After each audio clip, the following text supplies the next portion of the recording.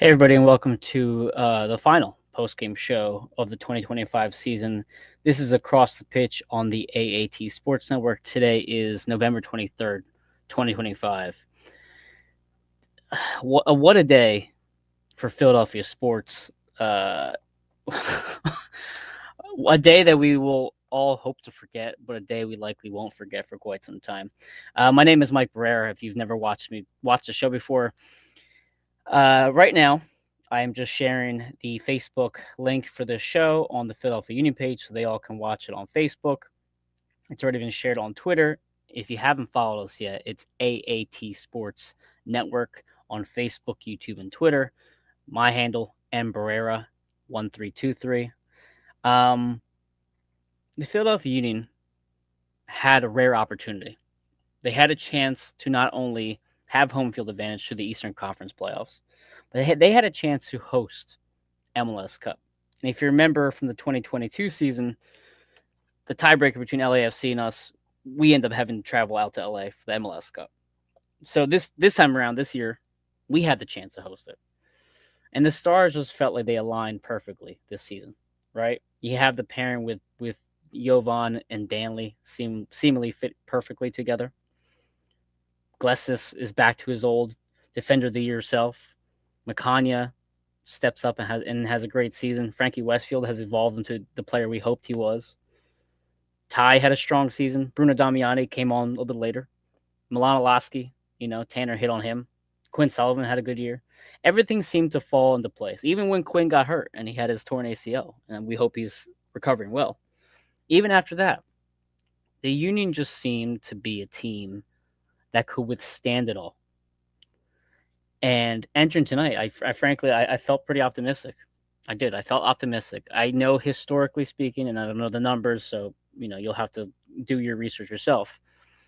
But historically speaking, the Union have not done well off breaks, any sort of break, international break, whatever.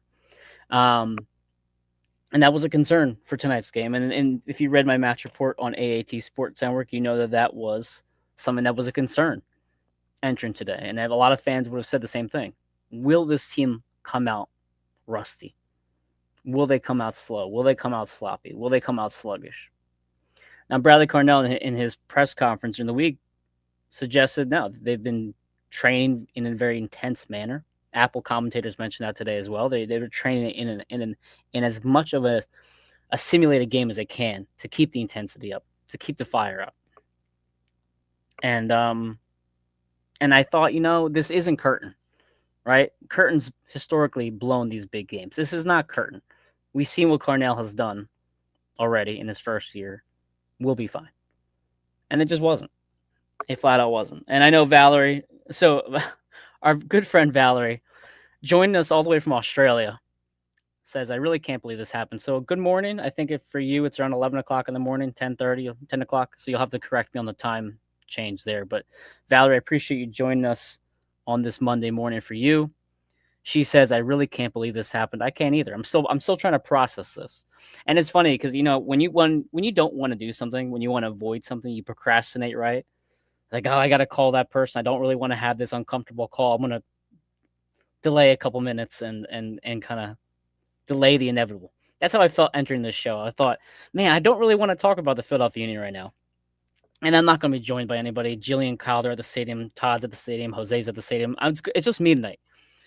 And I realized as I was about to hop on, for the people in the comments, people watching who are all frustrated, I'm the first person you might be listening to regarding the Union. And I want to be objective because that's my overall purpose with covering the team, being objective, not being only a fan, not being only a media member, just trying to be objective. At the same time, sometimes you don't want to fucking hear it. Sometimes you don't want to hear that it was a good season. Sometimes you don't want to hear that we won the Supporter Shield. Sometimes you just want to be pissed off and upset and annoyed. And I know our good friend Eric, who's been joining our show for the last 4.5 years, is always ready to hop on and voice his displeasure. And I think that's what this show has been so great about for me personally and for a lot of the fans who watch. It's a place to just vent and let it all out. And that's what I want to hear tonight. And that's what I hope I see in the comments. Let it out tonight. In a couple weeks, we'll talk about, with a clearer mind how great this year was. But this is a chance for you to just let out the frustration, let out the steam, and try to process this very tough loss. Janice Olson joins us tonight. Hello, Janice. Hope you're doing well. What the fuck? I missed the first half, but this should have been an easy 2-0 win. What happened? Valerie says it's 2 o'clock in Monday afternoon. Now I'm way off on the time knowledge there. So thank you, Valerie. Wolfie776 says, the supporter shield curse. Yeah, it's very difficult to win the double, to win the supporter shield and MLS Cup. And we've done it twice. We've won the supporter shield twice, and we have blown a playoff game at home shortly after. But let's talk about this game. Let's try to break it down. To Janice's point, what happened tonight? Well, let's look at the starting 11. We have Andre Blake in net. We have Jacob Glesnes and Makanya at center backs, Nathan Harrell and Kai Wagner on either side of them. We have Lukic and Danley as our defensive mids, Indy Vasiliev, Malalowski, Ty Baribo, and Bruno Damiani as your starters. Entering this match, a couple injuries to keep in mind. Alejandro Bedoya was listed as questionable with a hamstring injury. He was on the bench tonight along with Rick, Biza, Westfield, Bender, Bueno, Raffanello, Kevin Sullivan, and Mike Ua. My cat just sneezed. Sorry, I got distracted. For New York City, some pretty significant news. First of all, Andres Pereira, former Philadelphia Union player who was in the Jim Curtin doghouse for God knows how long.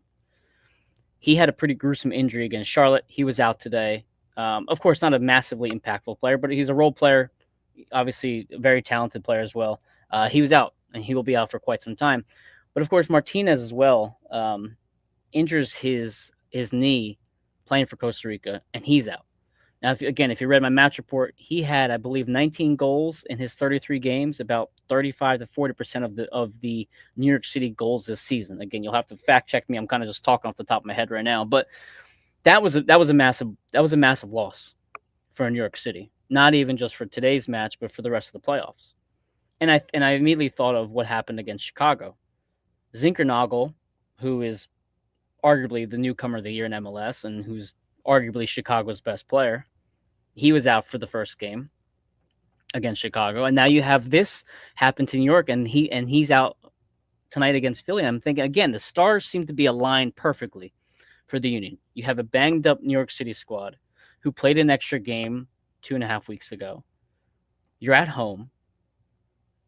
There's just no excuses. None whatsoever. Lord of Olympia joins us tonight, says this was a game similar to the 2 games versus New York City, a tight affair, albeit against a depleted team. Yeah, you know what, Lord of Olympia, and that's the one thing that really kind of gave me some concern entering today. It's not like we blew out New York City each time. In the first match, it was 1-0, and we lost 1-0 in New York City because Andrew Rick had the mistake that cost him the goal. It was like the 50th minute. But even when you came here to Chester, yes, the Union won in the 40th minute with a goal from Michael Ua, and yes, he won the Supporter Shield that night, but let's not forget, it was a pretty tight match. And this rivalry that's built up between New York City and our team has been very competitive, very close games. I can't remember the last time we had a pretty big win. I'm actually, you can probably look it up right now. The last time we had a pretty large win against them, or there was any sort of, multi-score defeat. We had 2 1-0 games earlier this year. We had the 5-1 victory last September. New York City beat us 2-1 in May of last year. And before that, you had a 2-1 game in 2023, 3-1 win for the Union in 2023 in May. So, you've had close games. And it just, tonight, despite New York City playing you really tight this year, as the Lord of Olympia mentions, this team was depleted. You had them where you wanted them, and you couldn't get the job done. Valerie says, I guess we need a Raquinho. I guess so. I didn't know what to wear tonight, Valerie, since the Eagles had a terrible meltdown and lost that game, so I didn't want to wear Eagles gear. And then the Union obviously blew this game tonight. I didn't know what to wear, so I went with the Annapolis Blues hat, a team that didn't disappoint me today. So thanks for that. And let's talk about the match. Let's get into the notes here that I have, and we'll kind of break it down here. So entering today, the one thing I really wanted to see in particular before the game even started, if you guys watched the Vancouver LAFC game last night, which was an absolute classic, you saw their superstars step up. And Son, Mueller, Berhalter played fantastic for Vancouver. If you guys didn't get to watch the game, watch the replay because it was absolutely just nerve wracking, and I wasn't even supporting either team. And then you see down in the other Eastern Conference semi match, Lionel Messi and Inter Miami take care of Cincy, blow them out on the road. But you see the superstars for each team step up. As Janice says, that game was insane. That game was the reason why I had to drink an extra coffee today because I was exhausted after staying up for that. But when I watched that game last night and you see Son make that free kick and score that goal in the dying seconds, and you say, okay, he stepped up. Messi stepped up today. Thomas Muller stepped up. This is why you go out and get these kind of players. You go out and get these superstars because you want them to come up to the biggest stage, and deliver. And I thought before this game, who is that going to be for us tonight? For me, it felt like the obvious answer was Milan Alaski. It felt like another answer was Danley Jean-Jacques, right? Coming off the big high from Haiti, securing a World Cup bid. Ty Briba, of course, scores a brace against Chicago, finally kind of gets back on the score sheet. I didn't know who was going to step up. But early on in this game, we saw the problems that we're all discussing now. Even when the Union intercepted the passes and even when the Union tried to push towards the New York City net, their passes were sloppy. They seemed to not be communicating well. That in particular was big on the Andre Blake save that led to his injury, so we'll get there in a second. But it just seemed like every time they tried to connect, it just wasn't working. A second thing, early on in particular, they did focus a bit more on Nathan Harrell pushing up the right-hand side of the field. And even Danny Higginbottom, who, again, I don't like the Apple commentators that much. I don't really care overall, but I love when Danny's on. I think he's very insightful. I think he helps teach the game a lot too. But he noticed something that the Union were really using Nathan Harrell a lot more in the attack, where Kai just wasn't really involved just quite yet in the first half. And it was great to see Nathan in that position to get those chances. And we saw two instances in particular where Milan Alaski provided a great ball for Nathan Harrell to get an opportunity to cross the ball. But in the first half, it just constantly felt like every cross that was going into the box was just not really finding anybody. And I've said this on the show before. I've said this in, I think, the Chicago game when Frankie Westfield didn't get the start. Nathan does a lot of things well. Great up in the air on set pieces. Obviously very fast, very strong. He can defend well one-on-one. I just want to see Frankie more often than not because he does deliver a better cross, and you saw it in the second half, and we'll get there again. But you see, again, this is kind of go back to my point. The Union were trying to connect on passes. They just simply were not. On the other side of things, New York City trying to switch the sides of the field, trying to expose the Union defense. But again, Danny Higginbottom, a great reference point here for analyzing the game. He mentioned at least 2 or 3 times that Macania was brought out of position by Fernandez Mercado. And it exposed the back line of the defense. Nathan Harrell, again, he got exposed a couple times, and he got brought out of position as well. So it goes back to the way the Union felt in the first half. They felt unprepared. They felt sloppy. They felt like they weren't communicating well enough. And unfortunately, New York City, in just a blink of an eye, takes advantage and scores a goal with Maxi Morales. And if you were at the game or didn't listen to the commentators, the Union have played New York City in 4 matches in the playoffs, and Maxi Morales has scored in each one, which is just, I mean, I think he's like 39 years old. Credit to him for being able to do that and to step up when it matters most. But that goes back to the point I just made 2 minutes ago. Who is going to be the hero?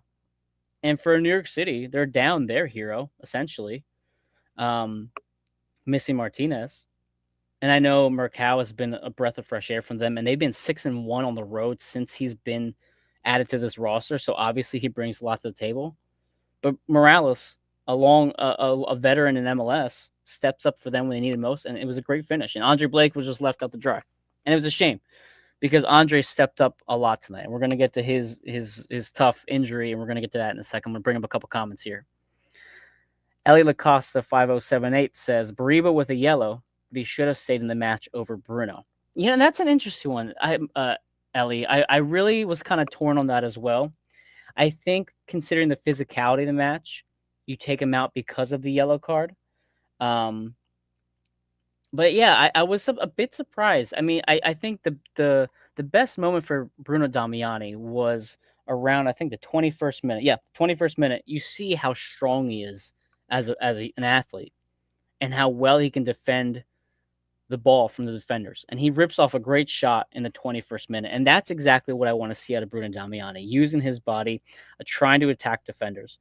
But I think if Ty doesn't have the yellow, he probably stays in over Bruno. But I wasn't impressed with either player. I really, frankly, wasn't. But at the same time, and this goes back to an issue we saw against Chicago in the first game, if the crosses aren't finding Ty, and if the crosses aren't finding Bruno, and if they get the ball in the middle and then they try to get to the outside and there's nothing there and the passes are being intercepted, what can they can't score from 30 yards out every single game, right? There was just nothing they could have done because the options to them was just not good enough. Lord of Olympia says the midfield connection to forwards in first half was very limited. Yeah, absolutely agree. I think it piggybacks off my point, particular Lord of Olympia. It just felt like there was not a lot going on. Janice says we needed a hero and no one stepped up. No one did. So continue along with the first half. Again, miss after miss.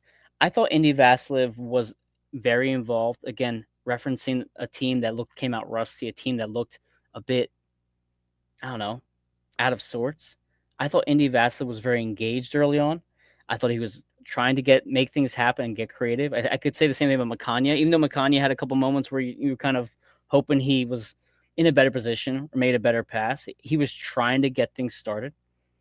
But I think what you saw in the first half in particular was how much we missed Quinn Sullivan. Because although Indy was doing everything he could to get a spark going, he just didn't have that final bit of touch that Quinn Sullivan had. And you've survived this long without Quinn. And yes, I know Quinn probably didn't have the best performance after the Gold Cup when he returned from that. But he's one of those players that any given moment he can kind of wake up and create something out of nothing. And I thought, as much as I wanted to applaud Indy for that performance and his ability to try something different, it just wasn't good enough tonight. So you get the goal in the 27th minute for Maxim Morales. Again, he splits behind less than Nathan Harriel. And again, just fantastic for a player that age to continue to be doing that because I think he's older than Alejandro Bedoya. And then you get a possible handball review in the 34th minute. The VAR was not used, so it looks like New York City got away with that one. I didn't see the replay for that. I'll have to check that again to see exactly what they were looking at. But the Union were calling for a handball in 34th minute, but they couldn't get it. And then you had a corner kick in the 37th minute from Kai Wagner. Gets Makanya right in the head, and it just wasn't a good header. And this goes back to the issues that we talked about probably, I guess, a month ago now with set pieces. Not only have the Union had troubles defending set pieces this year, towards more so the back end of the year, they just weren't really getting things going offensively on set pieces either. I mean, you take the Chicago game out of it because you had like a lot of stuff going on there with the second game, which wasn't even off set pieces; it was off the mistakes from the keeper. But like, if you just look at the last few goals from the Union, and it's particular today, they just didn't feel like they could get a lot going off set pieces, and everything today just felt like it was being intercepted by New York City really well. And when when the Union had a chance, in particular that moment right there with Makanya, they just couldn't deliver. So, again, a couple mistakes from the Union, couldn't get anything going. You get 5 minutes of stoppage time, and then you get to the half, down 1-0. And Danny mentions it right away as the halftime whistle comes up. No one is stretching the field. No one is exposing the defense. And we saw that against Chicago in the first game. Chicago just hunkered down in the middle of the field, and they were not being stretched out like what Michael Ua can do and what Frankie Westfield can do. So I'm actually very happy that that Carnell brought on Frankie and Ua as soon as they did. But I just didn't think it was soon enough.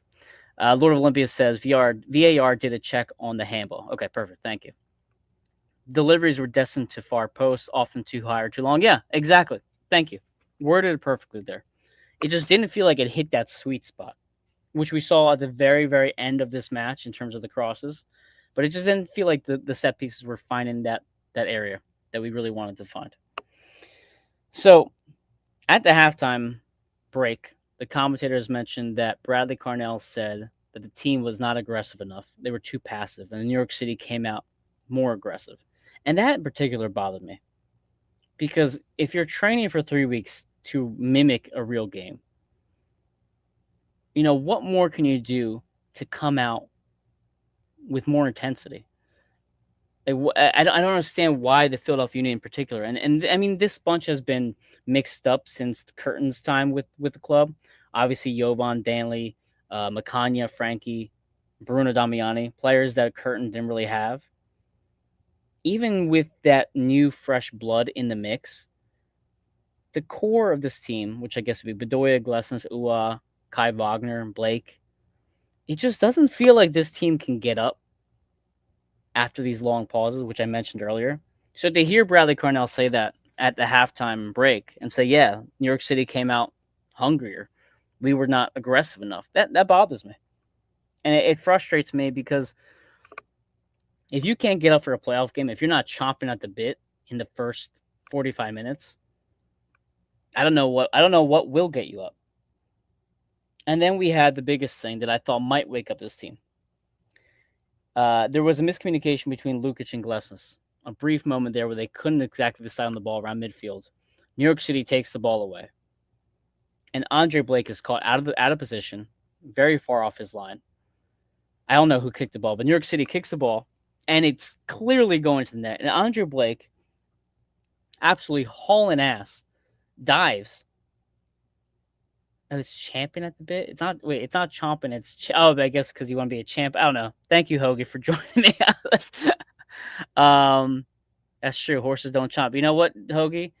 My dad was a jockey, so shame on me for not knowing that, or at least having that mistake. But the moment that Andre Blake dives for that ball and saves it, and you see it immediately, he grabs his right hamstring. First of all, my heart sunk because we've seen Andre Blake get hurt time and time and time again over these last 2 years, and finally he has a stretch where he is healthy and he's playing at a high level. And even though his Jamaican team couldn't qualify for the World Cup, he's playing well, and he puts his body on the line for his club, for his badge, after a mistake from his two defenders. And for him to come up and immediately grab his hamstring, it just absolutely took the life out of me.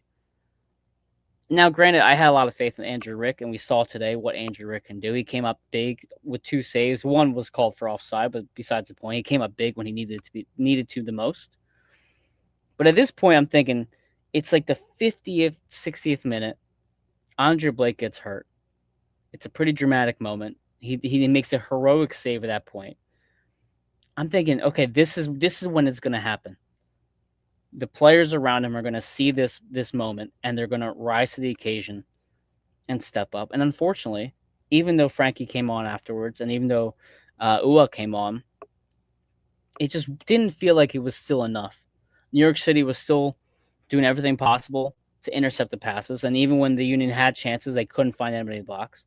And it really wasn't until later in the second half when they were clearly knocking on the door, probably the 75th, 80th minute. It's like, okay, finally the Union are knocking on the door. And that's when it almost became more frustrating. So going through my notes again real quick, Vasilev is removed by Jesus Bueno, which I thought was fine. The biggest thing in particular, and I think a lot of people were upset by this, was Nathan Harriel gets brought down in the box by Gustavo.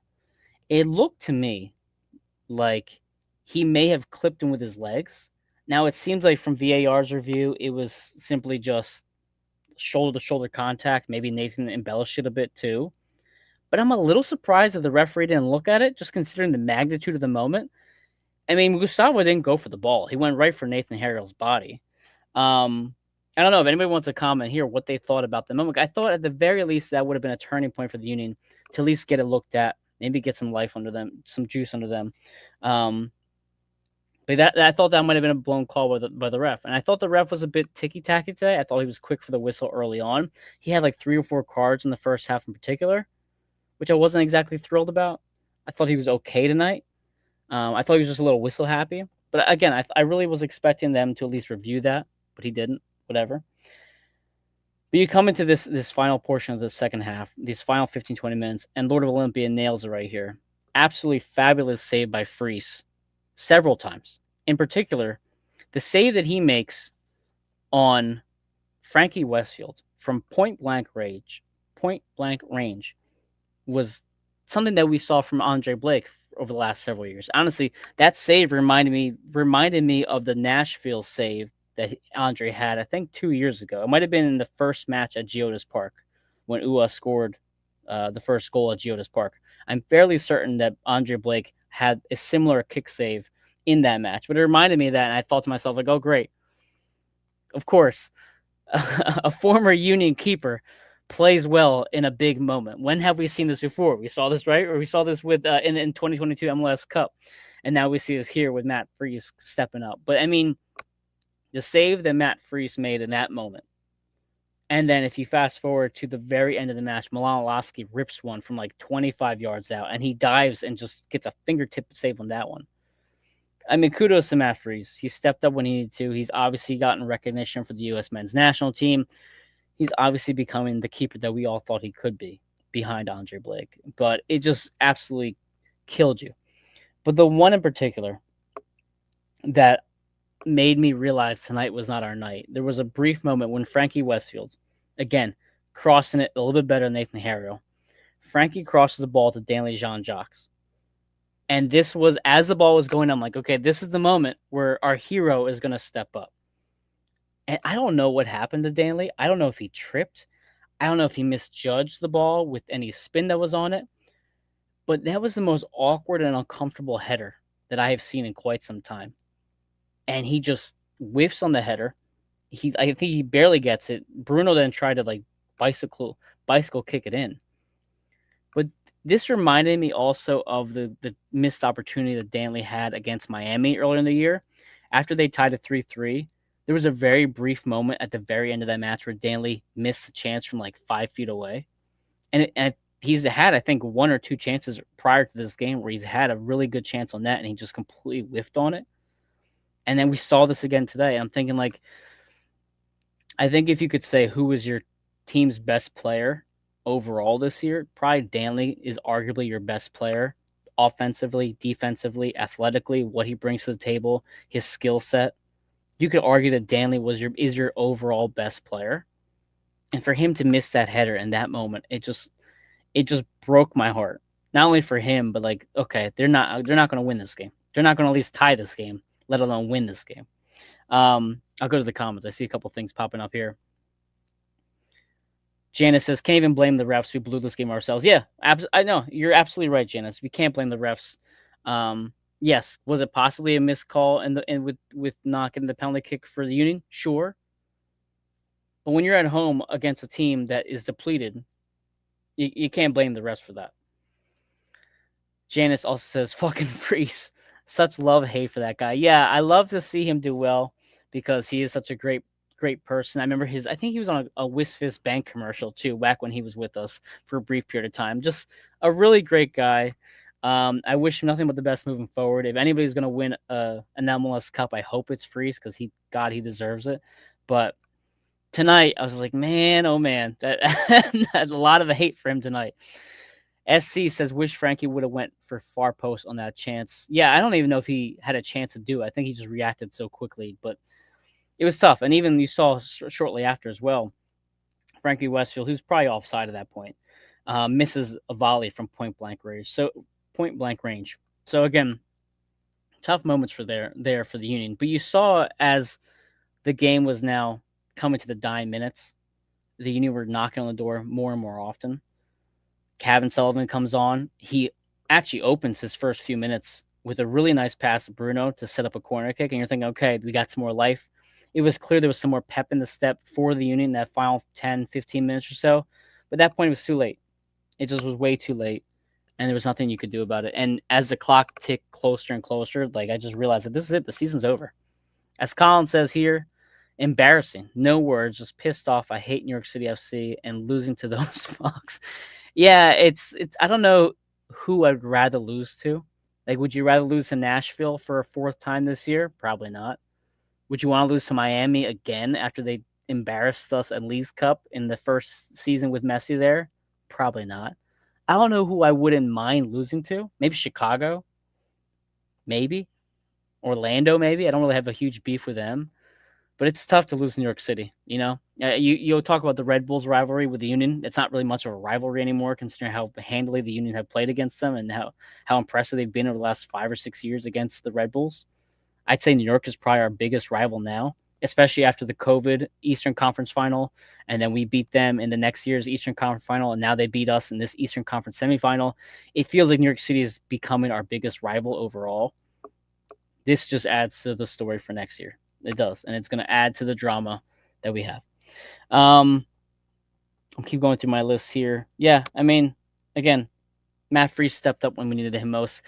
If there was ever a hero tonight besides Maxi Morales, it was Matt Freese. And that's exactly what the Union were missing. Colin says, it's the fact that they didn't even show up at freaking home to these guys. Like, come on, how do you not even get a goal at home? Wolfie says, whiff is the best word to describe this game. And you know what? Again, we talked about this game. There's a lot to unpack. There's a lot to look at overall, objectively speaking. I thought before the year even started that Union may not make the playoffs. And that was not a knock on Bradley Carnell. That was simply not knowing what he was going to bring. That was not trusting that Ernst Tanner could establish a team that was deep enough and talented enough. We didn't know what Danley could do in a full season. We didn't know who Jovan Lukic was. We didn't know who Bruno Damiani was. We didn't know what Makanya could do because Jim Curtin never wanted to play him. We didn't know what Frankie Westfield could do because he's 19 and still a kid and still learning. Same could be said about Andrew Rick.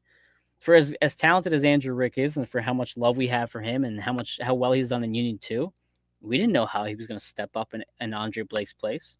How was Alejandro Bedoya going to be off the bench? There were so many questions going into this season that to even make the playoffs was a win.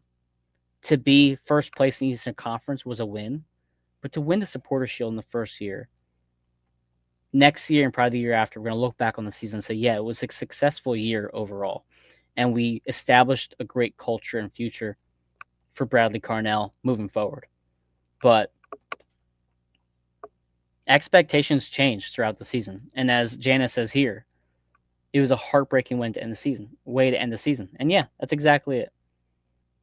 No matter how objective you want to be, and no matter how like positive and Posidelphia, as Jeffrey Mitchell says all the time, you want to be, this was another moment where the Union had a chance and they absolutely choked it away and they blew it.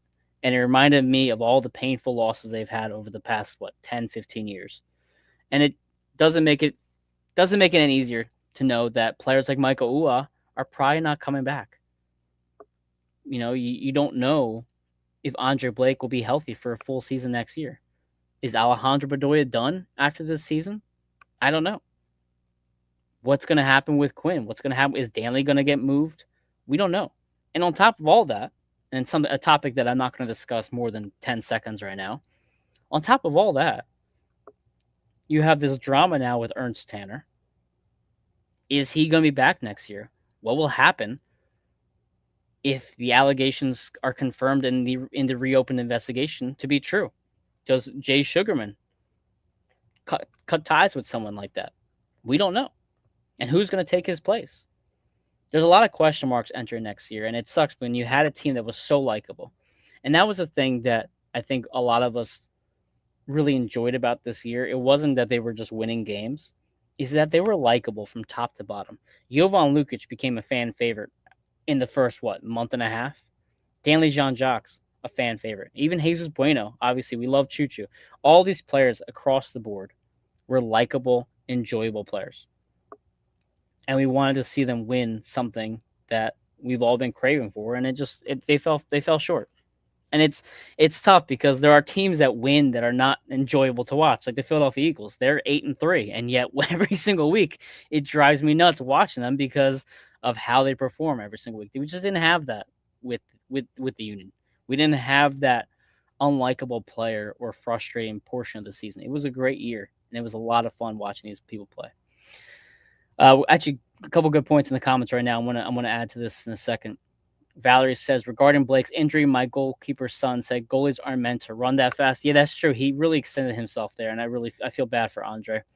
Hopefully, he'll be back by March when Jamaica plays again for the World Cup. I'd say the Intercontinental Playoff, whatever it's called, at the end of March, to see if they can qualify for next year. Valerie says, on a positive note, this was not as bad as how Chicago's ended their season. That's true. Colin says, why did Coach of the Year sub out our team leading scorer? I think, Colin, because of the yellow card that Ty had. And frankly, it's not like he was playing that great tonight. He kind of disappeared. I thought Bruno arguably might have played a little bit better. Pallet 12 says, almost a month without playing killed this team. Horrible playoff format. And Sexy Hoagie agrees. And that's a point I haven't brought up tonight, Pallet. I think that's worth talking about.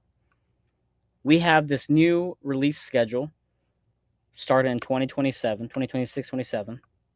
And we're going to have like this weird 14-game season in between that as well. And it just, this league is constantly changing and constantly altering the way they do things. But the round of 3, first of all, I've talked about a couple times on the show, is just idiotic. If you're gonna do a multiple game series, do an aggregate best, 2 games, home and away. That's the soccer way of doing things. We're not baseball, we're not basketball, we're not having, best of 3, best of 5 series. It's dumb. And not only that, but because of these 2 to 3 games, you waited 14 to 20 days to complete the first round. And then after that, you have to wait 3 weeks for this international window to pass by. It was just a lot. And it sucks. And I think if the Union were able to play in New York City a week after they beat Chicago, they probably win. They probably do. I don't have no doubt in my mind that the Union would probably win if they didn't have a 3-week break between today and the last match. The same way I think that the Union probably beat New York City in 2021 when they all got sick with COVID.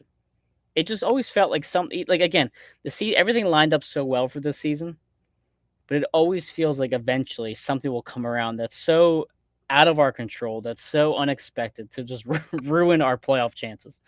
Janice says he had a brand new baby. It's a lack of sleep. It might be a lack of sleep too.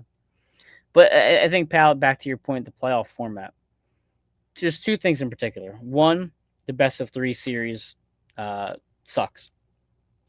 Lord of Olympia says the 3rd game may have helped New York City yet because they only had to wait 2 weeks rather than 3, like the Union. But I do not like the fact that they added teams to the playoff format either. I miss the old 7 teams make it in each conference. The first team gets a bye. The way they had it back in 2022. It's just leave it the way they are. When you add playoff teams, I understand you get that wild card game and all that stuff. Now the first team doesn't get a bye. I get all that, but it just waters down the regular season so much more. The playoffs should not be an expectation, or I guess a participation trophy. It should be something that's a privilege. You should earn the right to go to the playoffs.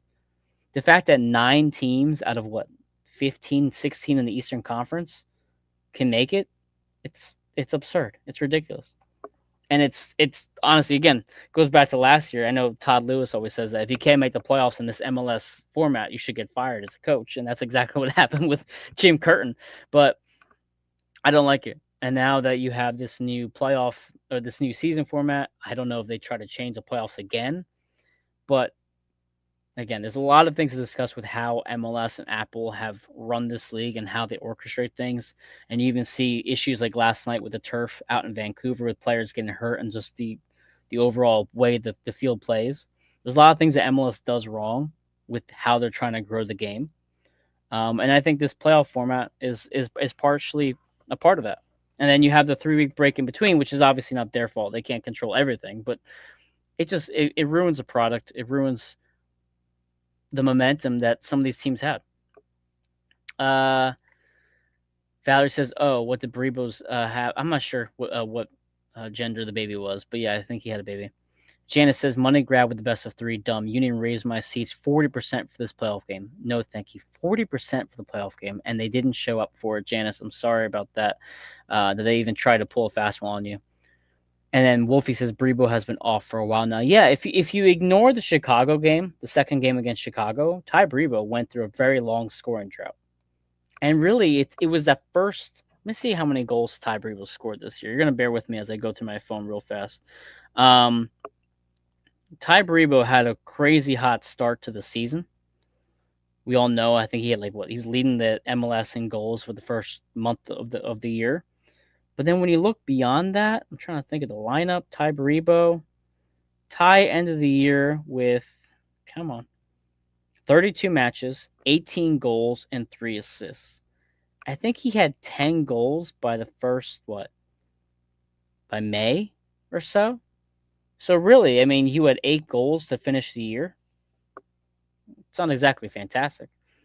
But going to your point, yeah, he has been a little bit off for a while. And that's where you needed Bruno Damiani to start scoring. And you saw glimpses of it a little bit, right? He had the crazy header against Cincinnati. You saw a little bit of him trying to start getting it together, and it never came together for Bruno Damiani. Pallet says he went back to curtain ball tonight. Yeah, a little bit. But the Union falls short tonight. It's 10:47 on a Sunday. I know a lot of people have to go to work tomorrow. I have to get up early for work tomorrow as well. But I don't know exactly what our offseason is going to look like for AAT Sports Network. I'm sure Jose and I and maybe Dave and possibly Quentin Hall, who writes for the Union too, will get something together to have some topics to discuss. If you all want to discuss topics in particular over this offseason, please send me a DM, put in the comments if you want to talk about something in particular this offseason. I'm sure once the roster moves are happening, we are going to have a discussion. Once the Ernst Tanner investigation comes to a close, we might hop on and discuss it more in depth to have just a really serious conversation about that. Not after a game like this where all of our emotions are high, but like actually have like an adult conversation about it. So a few things that we're going to work on this off season. It sucks. I did not think that this season would end tonight. I didn't. I really thought we'd have at least one more game, but it sucks. And this one's going to suck. And I appreciate you all following me, hopping on, joining the conversation. You know, it's not always easy to have these weekly shows every single Saturday night, to think of things to talk about, analyze games differently when it's they're really boring games, nothing's going on. I know we had the rain delay earlier this year, and we ended up having like an hour-long show when a game didn't even happen because it got rained out. So it was a lot of good memories for the show. I know I wish Jose and everybody else was here to join us to kind of further add to the conversation. But I'm going to bring up the last couple comments here. Janice says he didn't always have the best support up top, I guess, regarding to Brebo. Joe, hey Joe, what's up? I know you were there tonight. I'm here walking very slowly to Latimer Tap House. Have a good drink there. Lord of Olympia says, thanks for the sessions this year. Enjoyed your input. I appreciate it, Lord of Olympia. I know you hopped in plenty of times. I hope you do as well next season. Sexy Hoagie says, I can't believe you're on this on your own tonight. Yeah, because everybody's at the stadium. They're all probably talking to all these players who are upset, and I can't wait to hear about what they have to say. But yeah, today was a solo show. And honestly, I think I needed to vent as much as you all needed to listen and vent as well. Janice says, thanks, Mike. I really enjoyed listening to your post games. Cheers to the off season, I guess. Yeah, I guess so, Janice. We get our Saturday nights back, I guess. That's fun. Valerie, please have a great time in Australia. Appreciate the kind words, everybody. And then Joe says he's got 3 hours to get back to Williamsport. That's quite a hike. But again, this is Across the Pitch on the AAT Sports Network. I'm Mike Barrera. The Union falls short tonight, but again, thank you all for a great season, and we'll be in touch with any sort of off-season work. Reach out to me in the meantime, and go Union, as Philly Rover says, up the Jills. See you, everybody.